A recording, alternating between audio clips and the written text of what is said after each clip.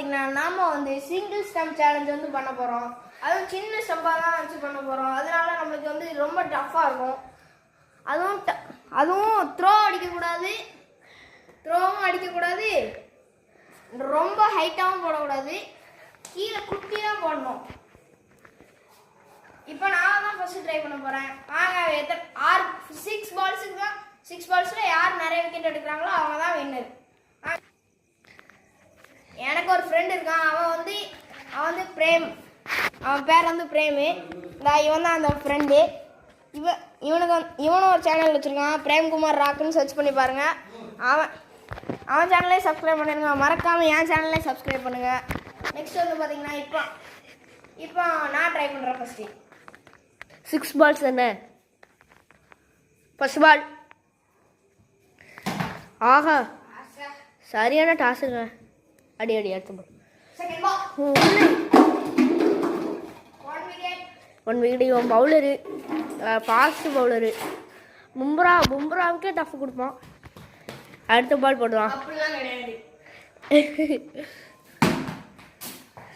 Toss எல்லாம் பயங்கரமாக இருக்கும். ஸ்விங்கெல்லாம் நல்லா போடுவோம். Second wicket. பேஸா? அப்படி பேஸா?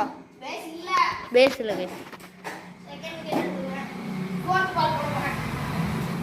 பாஸ்டாக போடு. 2 வாட்டி போட்டுருவேன் ரைஸ். நான் ஒரு வாட்டி கூட போட மாட்டேன். அப்படியே டாஸ் சூப்பராக இருக்குங்க. Last ball. நான் வந்து ஒரு ஓவருக்கு 2 விக்கெட்ஸ் எடுத்துருக்கேன். இவன் 3 விக்கெட்ஸ் எடுத்தானா இவன் வின். இப்போ பிரேம் ட்ரை பண்ண போகிறான். வாங்க, இப்போ ஃபர்ஸ்ட் பால் போடு.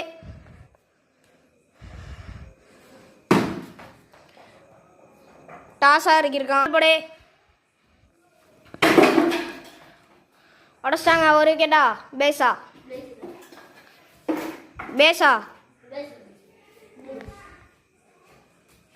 பேஸில் அடிச்சிருக்காங்க, அதனால இது விக்கெட் கிடையாது.